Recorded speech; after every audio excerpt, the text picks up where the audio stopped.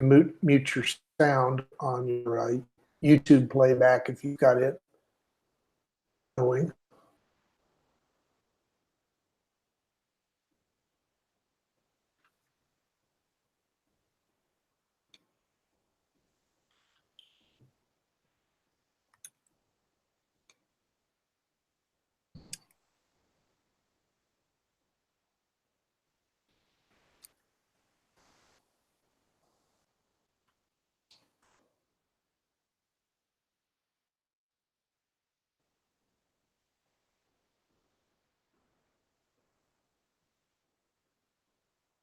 All right, we are live. Welcome everyone to the Chingu, our showcase event for Cohort 8. I'm glad you were able to join us today. We're really happy. We want this to be a nice, loose, informal, just kind of a celebration. And it truly is. It's a celebration of what you have produced and what you've accomplished. I was telling someone the other day that I went back through the messages in Discord from the beginning of the cohort and looked at all of the hesitancy and the worry about the imposter syndrome and the concern about can we get done? Is it possible? Have I bitten off more than I can accomplish? And you guys blew it out of the park. I mean, this is the World Cup in my book. So with us today is Chance. You want to say anything, Chance? Hello. Come on, say more than that. I'm sorry, I'm super jet lagged, so if I don't talk much, that's probably why. Yeah. So Chance just came back from Korea, back to Prague. So yeah, he is fighting jet lag like crazy. Coffee. Yeah. So what we're going to do, the kind of our format for today is we have the YouTube chat up on our windows. We're going to monitor it. Feel free to ask questions. At any point, we'll address them. And what we're going to do is go through and kind of summarize what we saw as the successes. We're going to walk through some of the projects just to kind of highlight, just the great work that everybody did. And then we're going to talk a bit about voyage, about what worked and what didn't work in this voyage, and what we're going to do in voyage 9 or cohort 9, to address some of those problems. Just as a bit of background, and I think you've probably picked up on this, but each cohort, what we do is we monitor fairly rigorously metrics, not just metrics, but sentiment and activity as well. And so we're keeping track on what works and what doesn't work. And when we find something that doesn't work or isn't optimal, we do little experiments in the next voyage. Sometimes those experiments pan out and sometimes they don't, and we'll cover that a little bit later, what worked and what didn't work. But we're trying to keep this evergreen and constantly changing it up so that we stay relevant. So with that, let's switch over. We are not going to bore everyone with death by PowerPoint, or by slide, but we do have a few things to share. First of all, this was the best cohort so far. This obviously, we've been through 8 of these since 2000. Is it 16, Chance, or 17? I forget. Well, there's 8 voyages, and then before voyages, there was the older style, and we did how many of those? 50 some. They were different different sizes, but I think 50, 60, something like that. Oh wow, yeah. We started this or Chance started this in roughly the summer of 2016, as I recall. So it's been building up and hopefully improving, in the past 3 years. So for cohort 8, just to let you know that this isn't something that you just apply and you get into. You guys, whether you realized it or not, you guys and gals, pardon me for my bias there, but there were 850 people that applied for this cohort. Of those, 448, basically 53%, entered the pre-work phase. But then of those 448, only 211 made it to the voyage itself. And then out of our 57 teams spread across the three tiers, 40 teams, 70% completed, which is the highest percentage of completion so far in the life of Chingu, which is, it's a testament to your dedication and your teamwork and what you all have accomplished. So it's fantastic. And thanks to you for that.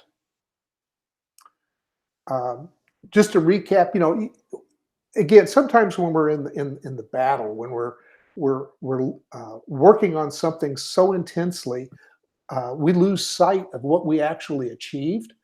And so the three things that we picked out that you guys achieved that are really killer are you practice not just your hard skills but your soft skills in order to become job ready. Those soft skills, everybody needs, every developer needs hard skills. You need to understand the technology. That's a given. But what sets you apart in the marketplace are the soft skills. It's your ability to work in a team, to organize your own work and your team's work. Basically, the all those soft skills that come into play to be able to actually deliver a product. Um, and I've often said, sometimes I get into arguments over this, but while you have to have the hard skills, I think the soft skills could be even more important and more critical. Uh, the other thing you did is I don't know of a single team that just did what they already knew. Every team got out of their comfort zone. They learned something new. They stretched their boundaries, and they gave themselves the freedom to make a mistake. And they also, I noticed everybody jumping in, helping each other, which was great. So all of those things accelerate your knowledge and your skill, uh, and those are all things that play into being a quote good developer and growing as a developer. And then finally, you refine, just in general, you refined your design, your development, your teamwork, all those people skills. You took them to the next level. So, and that's apparent. When we go through some of these projects, I was absolutely blown away. Uh, yep, Chance, his eyes said it all. Um, I can't say enough good about what you guys produced. Oh, so, kind of the last little bit of slide for a while, but the successes were driven by the fact that you're motivated and you stayed engaged. These are examples of some of the metrics that we monitor across the different sprints. We monitored not the content of your team channels, but just the number of messages, just a tally of the messages. Um, and even though there are dips, this is actually pretty representative of prior voyages, isn't it, Chance? The the fact that Yeah. it starts high, there's a dip in the middle, and then it ends higher. But even at the low point in Sprint 5, you can see there were almost 4,000 messages you guys exchanged across the 57 teams as you were working on your project.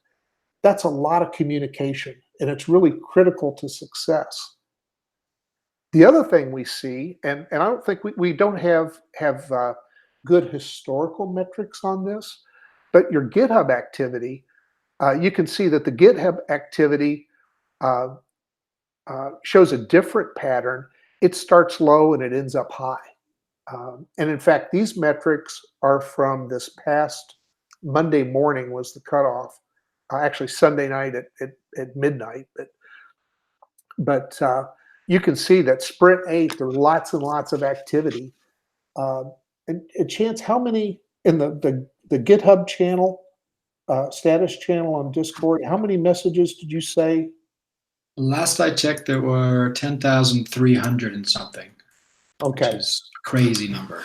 It is, yeah. So and I think that's just commits. That's not, that's not issues or PR reviews, that kind of thing. So it's a fraction of the total amount of work you performed in GitHub. So I'm going to take a quick break. I want to make sure that this just isn't us ramming metrics down your throats. Anybody have any questions before we go on to start looking at projects? So yeah, just post them in the YouTube chat, and as we see them pop up, we'll get to them. All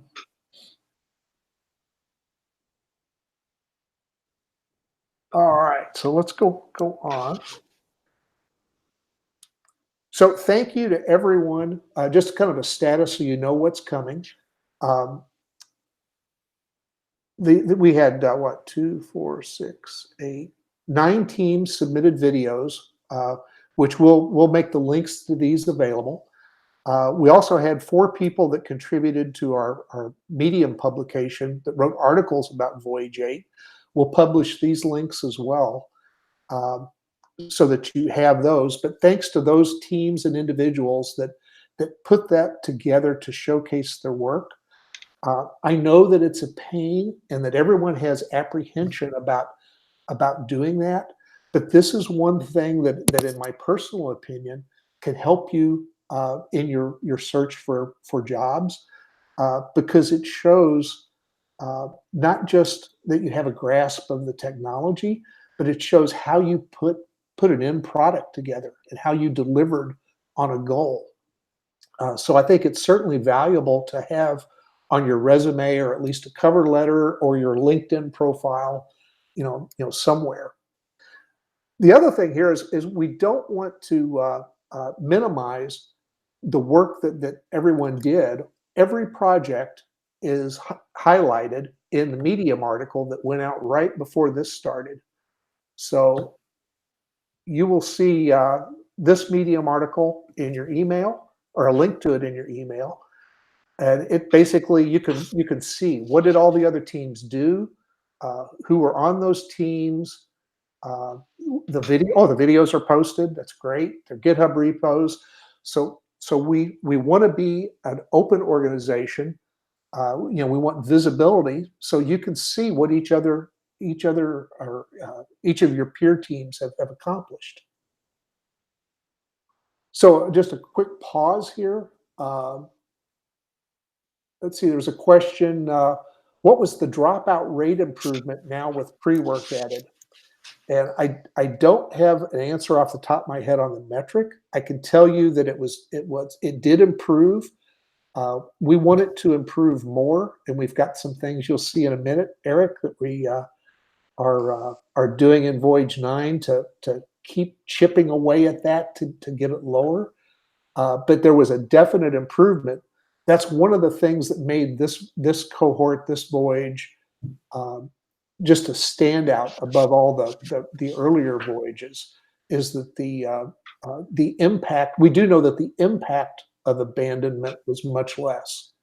And I don't know. Do you have anything to say on that, Chance, or any metrics? I'm drawing a blank, and I shouldn't, because I'm the metrics guy. We don't have the metrics yet, because we have to go through all the past check-ins and get a sense and kind of tally up to find out who abandoned and that sort of thing. Definitely was an improvement with the pre-work, but there still is the issue of abandonment. I think it's more of a psychological thing for groups, and that's kind of one of the reasons why we're going to have the 2 people in the next one to experiment. Okay, how does that work when you have only 2 people? So just much more simple. Even from a facilitator standpoint, the issue would have someone would leave.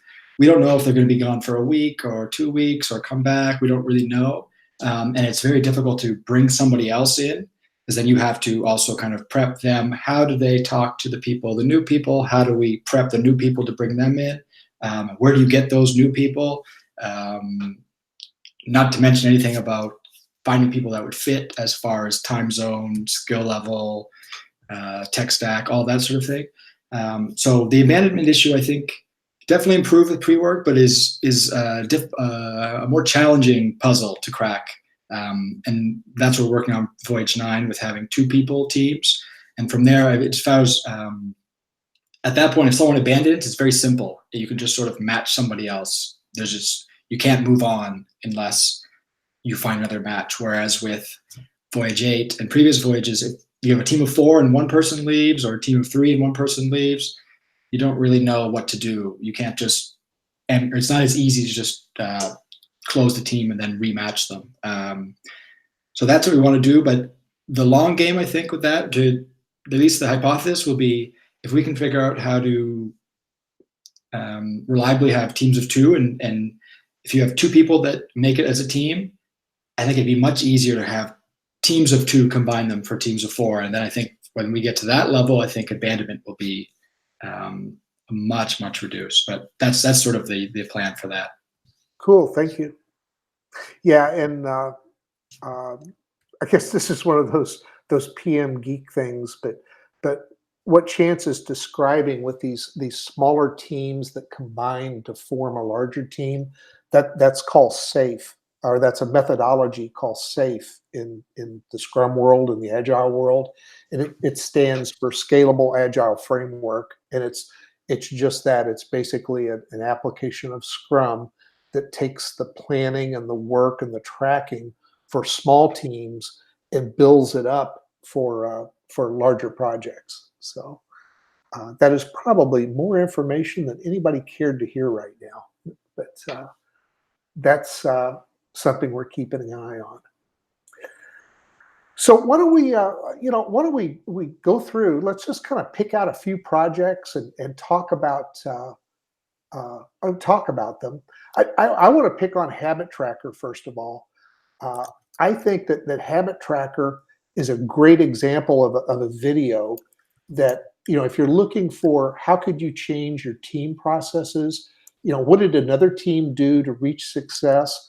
I think that Gecko 7 really laid it out well in terms of what they did and how they got from start to finish. And that's not to take away from the app that they built. I think habit tracking is something that's really valuable, but I just really got a lot out of this video in terms of insight into how they manage their work. So congratulations to Gecko 7. Do you want to talk about one, Chance? As a side note, that person's randomly from my hometown, which is a super small place in Canada anyways. Projects. I can, but I'm not sure how I would do it. How about, I've got Doodle Live displayed. How about, you want to yes. Can you show it? Let's see here. Yeah. Go to the deployed version. This is a great project, and one of the projects that really pushed us to go through with the 2-person teams. This was a team that, can't remember the exact story. I think one of the people was moved from another team, and then they had 2 people leave this team, and it ended up being 2 people. Once they decided, okay, we're 2 people, let's just do it as this, they went wild and threw this together in 5 weeks. And this is one of the coolest projects I've seen as far as ambition. I'm not sure. Is it showing up there, Jim? I should stop talking. Yeah, we're screen sharing. So.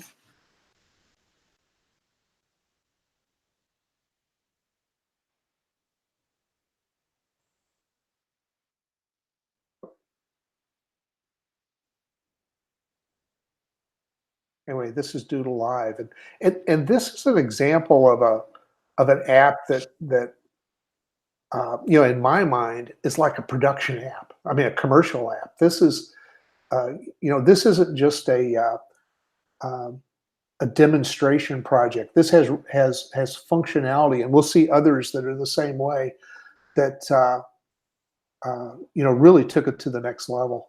So Rashab and Ilyas really did pardon me if I'm mispronouncing your name, did a fantastic job.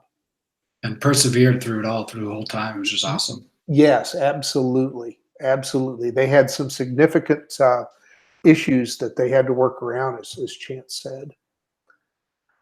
Which basically every team will have to some extent. Right. Keeping everybody active, navigating if someone's not showing up, maybe they're embarrassed or scared they don't know too much. All there's so many different things. It's great to see. Yeah, another one that stuck out for me was Guess the Language, which was by um, Sabrina and her team. I'm sorry, that was Gecko's something. You can hover over GitHub repo. If you just hover over it, Oh, it'll show you the. Gecko's 4. Yeah. Yeah. So basically, what their app is I believe that, yeah, they have 400 recordings of people speaking in their native languages. And so what the game does is you have to guess what the language is, which, um, I really suspect there's probably some real value here for people learning languages or a particular language to be able to pick it out at some point. Uh, and they did a really good, a very lengthy video that went into detail on, again, what problems they encountered, uh, who on the team did what, who was responsible for what, how they divided the work up. Um, it was really, uh, really insightful.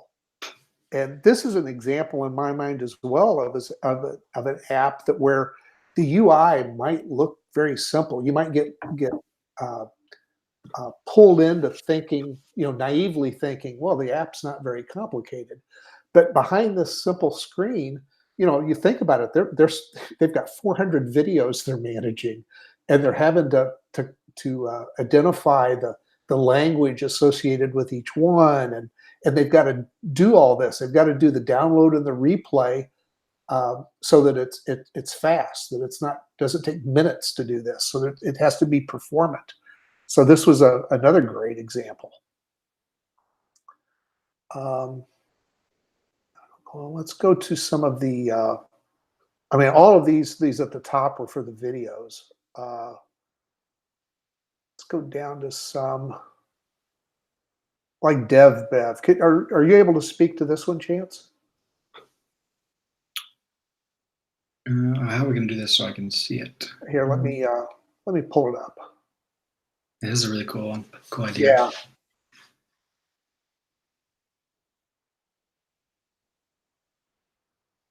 So I will say that someone, I am UI UX challenged. I'll do an API any day over screen design or UI design, and this is one of those that again I am very envious of this team's talent.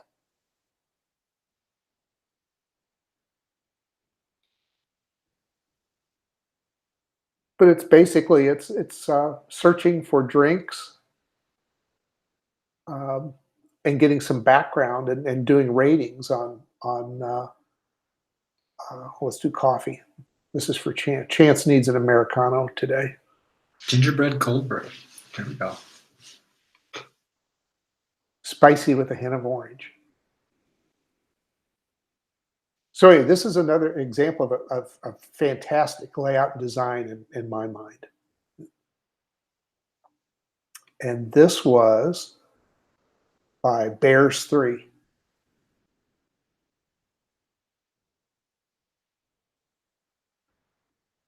And then feel free to, let's find a Toucans team. Oh, I did the Star Wars. Yeah, this was really, this video was interesting. And they mentioned one of my favorite movies, The Fifth Element. So.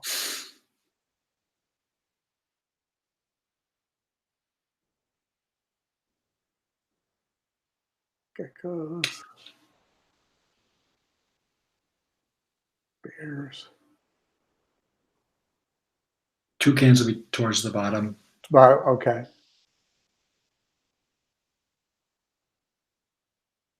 Yeah, we have 57. Oh, I'm sorry, Chance. Go ahead. I think is what was the one? One of the top ones I think is with the housing development landing page one. I think that's Toucans. They were geckos, I think. That's with really? with um, the I say apartment complex, but the condos in South America. And that team, I'm glad you brought that up because that team had some significant challenges too, because one of their members was in the process of living in Venezuela and was moving to a different country and had some downtime related to that.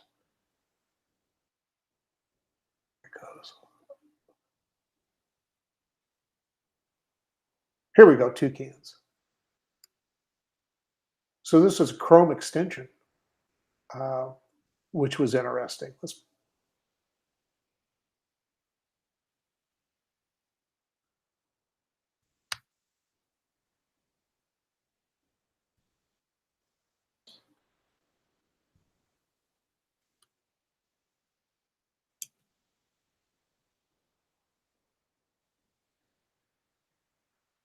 Yeah, so anyway, a Chrome extension that allows you to check your email, to your bookmarks, tell you what temperature the weather is, um, and then to enter notes.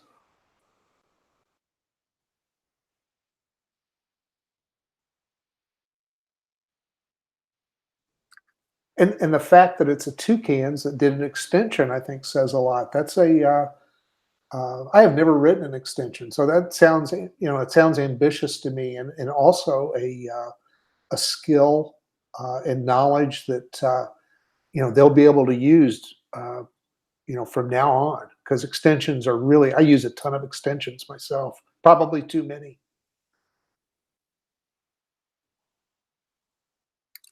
So the kind nest. Oops, sorry, I hit the wrong button. I have not looked at this one, I have to admit, and I need to. Uh, but it sounds intriguing. It's an app for good neighbors. Let's see if there's a link in the repo.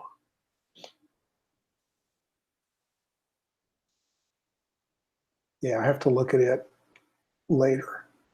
But that really has my interest.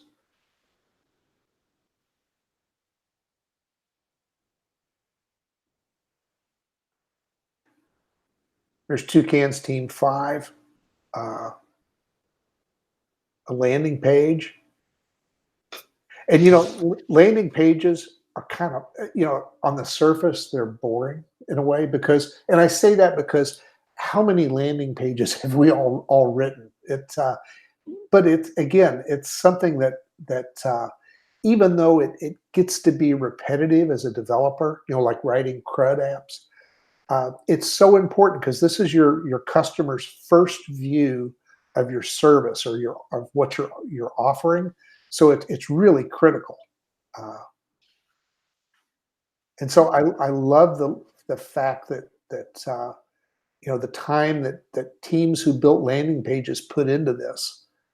The other thing I'll mention just in general, I really enjoyed seeing or the fact that people put time into making applications responsive and also accessible. I saw a couple teams that really put a lot of effort into making sure that color was correct for those with color blindness. They were thinking about those kind of aspects of an application so it's universally usable, not just focused on a particular segment of the population. So, um, Huddle's a really nice one too, if you see that one. all That's right. a toucans one. Oh, and there's one team cloned the current Chingu one with a little gift at the little Easter egg at the beginning. Cool. What was it? Huddles? Huddle, yeah. Here we go. Oh, nice. Can you talk about this one, Chance? Nope, just that I like it. Okay. So this is another example of one, and there are several, actually more than several, in all of the projects that were submitted that were built for a community. It wasn't just we're doing something techie. we're doing something that actually has some not just value to the users, but can do good. And I uh, I really like that thought process.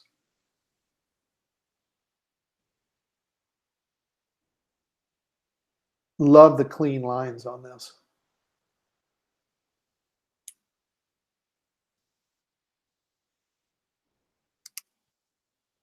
So nice job, Toucans 11. So let's take just a pause, just a reminder. If you've got questions, by all means, post them. I thought you could interesting Pablo that mentioned Chingu on his first interview. They didn't know about it, so he spent time explaining what Chingu is and what it does and why it's valuable. So thank you for that. Um, so let's see. Let's go. Going to bore anyone with slides. We are at 11:30. Um, Again, just kind of wrap up the email with the Medium article is. I believe that you sent it out right before we started, Chance. Yeah. Okay, so you'll see this is the email, and it has the links to this video, which those of you in the chat have already got. But this video will be available for replay for those that couldn't join us today. Um, and I'll post some links in it to uh, the team videos, the articles, and whatnot. Uh, and it is all organized in a playlist on the Chingu channel called, I think I called it very imaginatively and creatively, Voyage 8 or Cohort 8. But they're all collected there.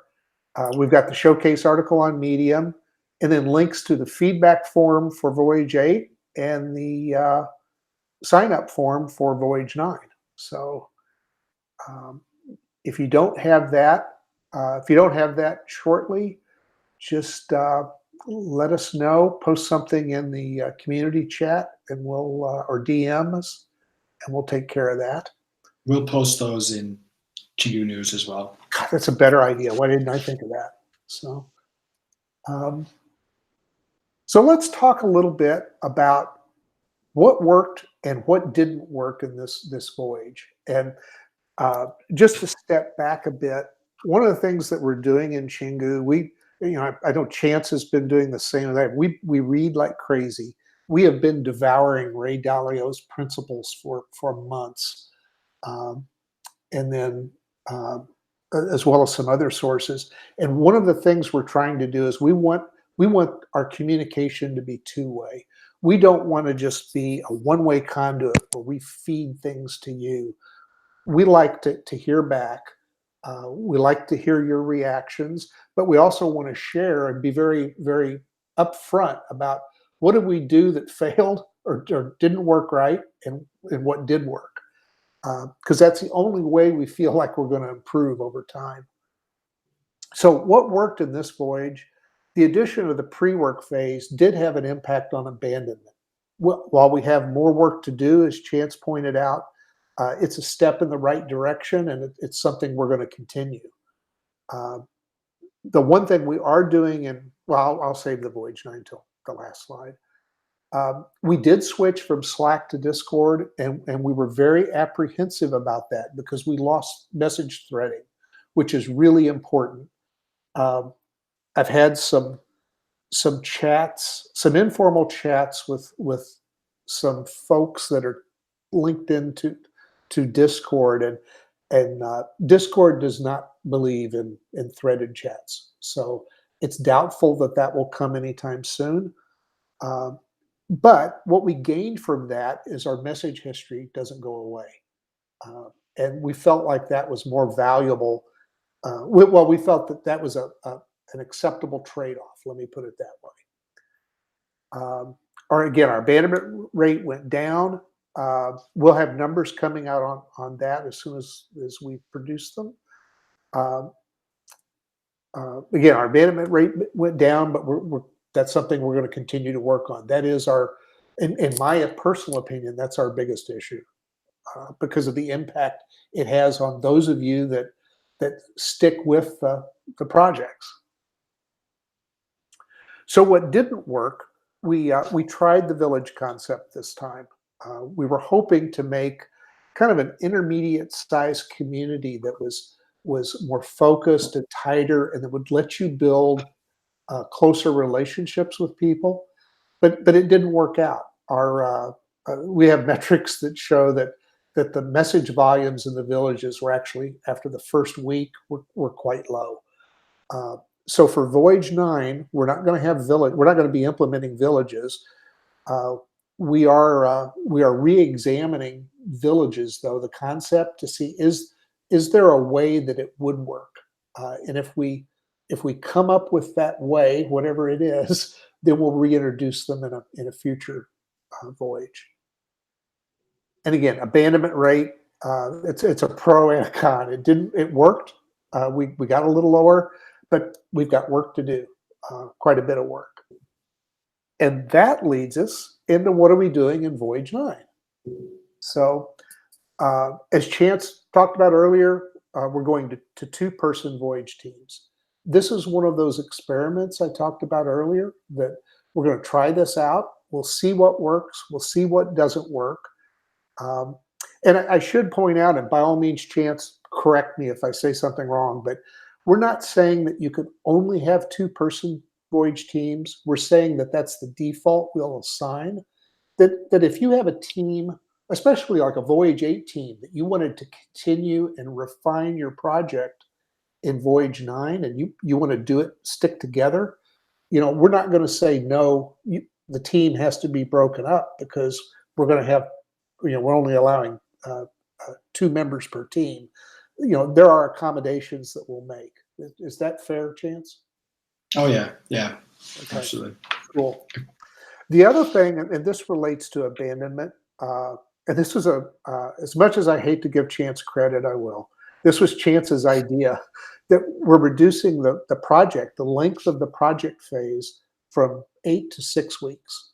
So the thought there is that focus is an issue, and that everyone is so busy that if we shorten the project phase, it'll let people focus more on participating and engaging with their team. Because 11 weeks is an awful lot to ask of people, which is what Voyage 8 was. And what's that principle? The deadline stretches, or the work stretches to the deadline? Yeah, that the amount of work fills up to fill up the boundaries of the project that you set up, and that's something that's been proven for the last 40, possibly 50 years. Uh, it is a principle, by the way, in just personal productivity as well. It's why you time box things. That the bigger your time box, that you'll just fill it up. In a prior life, this is why at a company I kind of dictated that meetings could go no longer than 45 minutes, because we found that if we set them at an hour, people would just sit around after the end of a productive meeting just to fill up the time. So we're also we've detected, not just in Voyage 8 but prior, that one of the reasons we feel good about reducing the length of the voyage project from 8 to 6 weeks is that a good part of the time spent at the beginning of a project was figuring out, well, what methodology are we going to use, and how are we going to talk to one another, those kinds of administrative tasks. So what we're doing in 9 is we're actually dictating the methodology for you to use. So it's very similar to what you saw us document in Voyage 8, but we've put some more details around it. So the hope is that you won't have to spend as much time building a methodology or choosing what methodology you want to follow. One's being provided. Let's see. I want to stop. There were some questions that came up. Let's see. Pablo how do we propose a team to continue on Voyage 9? We couldn't reach MVP, but might be interested to give it another try. I'm going to throw that to you, Chance. What's the Yeah, I just typed there. You can let us know in the form after the pre-work. That's when we're setting up teams. But definitely talk to your teammates beforehand and make sure that's set before, and then it's just simple for us to do that. cool? Cool. Thank you. Oh, I'm sorry. I see you typed that in. Okay. The other thing, and Alex Ever 17 is going to love this one. Number 4, we're allowing for the project phase solo and team paths. Um, so that if you're an individual that's in the situation where because of family, work, whatever, that you can commit time but not consistently. So the one example I heard from someone was that they might have 2 weeks where they're totally focused on their daytime job. They just don't have any spare time. But then they'll have 4 to 6 days where they can uh, work on the Chingu, the Voyage project. They didn't want to impact the team. So, and I think that's actually commendable. That's admirable that they're thinking about the team. They still want to build the project, but they don't want to be negatively impact the team by not being able to meet deadlines and whatnot. So we're throwing in the solo path. Again, that's something you can select on the form. Our intent is that really is like an escape hatch. It's not something that most people would do, and the reason is that part of our charter or our value proposition is we're trying to make the program uh, provide soft skills as well as hard skills. Basically working in a team. Those kinds of things. Helping to manage a project and coordinate work and whatnot. Well, if everyone did a solo project, you're not going to get those kind of skills. So that's why we view that as uh, an exception, if you will. The other thing that I think Rashab suggested this early in Voyage 8, and this is something else that is intended to address the abandonment problem, is the completion certificate. At the end of Voyage 9, you will, if you complete, well, there are caveats. If your team completes the project, you submit it, and we will monitor and see that you as an individual have contributed through, again, communications through Discord and collaboration, and through GitHub actually contributing to the project. You'll get a certificate that says I completed Cohort 9, and it's something to show at the end of the voyage. It's something physical, if you will, that hey, I completed this. So it's something you can reference on a resume, or get a cover letter, or on your profile page. It's just a acknowledgement of a milestone that was reached. And to be perfectly transparent, we have not come up with what that certificate looks like yet. Probably around week 3 or 4 of this sprint, we'll get that settled, and we'll probably share some samples with the group. And then finally, for Cohort 9, a few of you that have been in Chingu for a while know that there is a thing called Chingu Central in Slack that was for all Chingus. It's a gathering place for everyone, whether you're on a voyage or not. So starting in a week or 2, those of you that have made it through Voyage 8, you will see the Voyage 8 Discord channel, as you know and love it today, magically change into Chingu Central. And you will see other people, other Chingus who are not part of Voyage 8, but who have completed earlier voyages or cohorts. You'll see them being invited to join in. So the flow of this is, and again, Chance, jump in if I say something wrong, but the flow is that cohort specific discords have a finite life. I mean, we're not going to cut them off, the day that the a voyage ends. We'll leave them active because there's obviously some valuable things in there for you and your teams. Um, but they do have a finite life. So 30 to 60 days, we'll figure out the length. In a normal voyage, you'll see that voyage's Discord go away. But everyone that's in that voyage that completed, that is not part of Chingu Central, will be invited to Chingu Central. So it maintains, again, this gathering place where you can still stay in touch with one another, ask questions, get help, get news about Chingu, uh, and maintain your friendships for that matter. That's an important part. Uh, so you have anything, Chance, to add to any of this?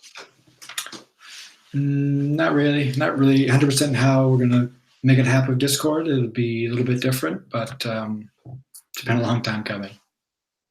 Yeah, it's uh, and this is an example. We try not to be too rigid. We do want to be agile, and part of agility means that we come up with things just in time. Uh, so I'm turning my camera back on. There we go. We want to come up with things just in time, and not just in time, but at the right time. So this has been percolating for some time, and now is the right time, because we don't want to leave those of you in Voyage 8, Cohort 8, abandoned after the voyage is over. Some of you will continue on to Voyage 9. Some of you won't. You may be back. Hopefully, we'll see you back in Voyage 10, 11, whatever. While I'm on that, again, post any questions. We're coming up on the end of our time, but any questions you have, post them in the chat. Our plan for this year, our schedule, is that Voyage 9 goes through August. Voyage 10 will be in the fall. We'll do a break between the end of November and December. A mistake that we've learned from this past, I think it was 18 or 17, but we've learned the hard way not to conduct cohorts voyages over the Christmas holidays, because everyone's just distracted, and naturally so. It's a time for family. So we'll have a little break, and then in January of 2020, God, I can't believe I'm talking about 2020 already, but in January of 2020, we'll start Voyage 11. So Francis said, can't do Voyage 9 because of a huge project. Not a problem. We will see you down the road, but that's exactly why we're doing Chingu Central, so that we can still stay connected.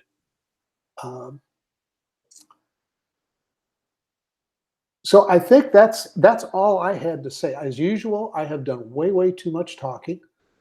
Again, if you've got questions, comments, needs, post them in the chat. Chance, you have anything you want to add? Just if everyone can fill out the feedback form, that'd be really helpful. Give us a sense of what was difficult, what wasn't, what seemed valuable to people, just so we can learn, improve from there. Cool, thank you. Yeah, the other thing that I want to give credit where credit is due, it's not just Chance and I. There's a team behind this. Unfortunately, they couldn't make it today, but Vampire did a fantastic job on the GitHub channel and posting that history in real time to Discord. I think that made a difference. It's certainly interesting for me. I will say it made me clean up my commit messages a lot. Because I don't always have the best commit messages.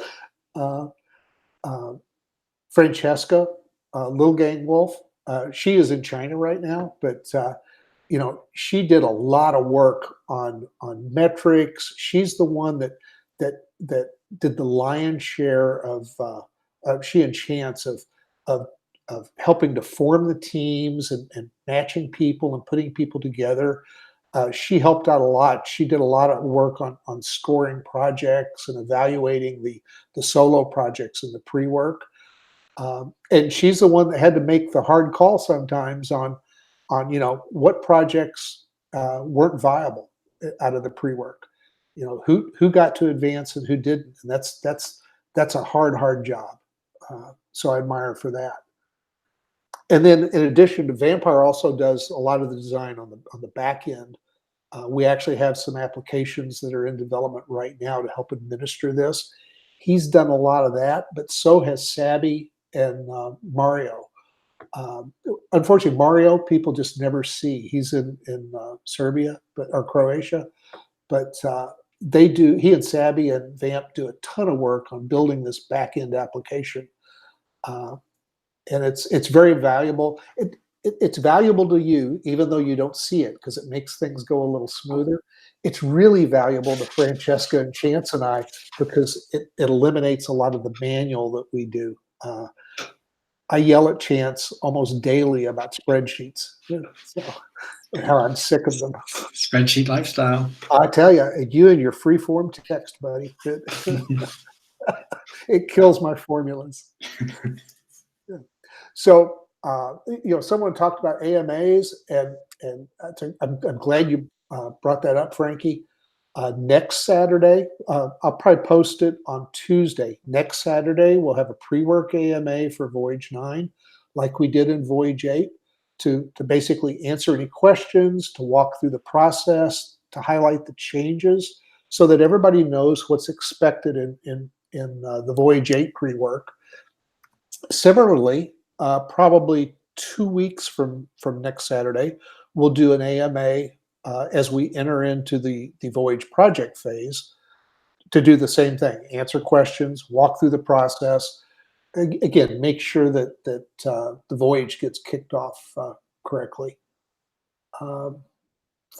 So again, thank you all for your comments and your participation and your success. You guys made this happen. So last chance to say anything, Chance. Have a good night, morning, afternoon, where everybody is. Okay, cool. Thanks again, everyone. We will leave this Discord channel, or the Voyage 8 channel, will not go away for at least 30 days. Sound appropriate, Chance? Yeah, we'll message everybody anyway, so yeah, lots of time. We'll keep monitoring that as we cut over to Voyage 9. You'll see some of our attention shift to Voyage 9's Discord. And then we will change the Voyage 8 Discord to become Chingu Central. I misspoke. It will not get cut off. It will be renamed. So again, thank you all. Wish we could get together in person. It would be a blast. It'd be a rave party. In any event, thank you for your time, and we will see you in Discord and hopefully in Voyage 9. Bye-bye, everyone. Ciao.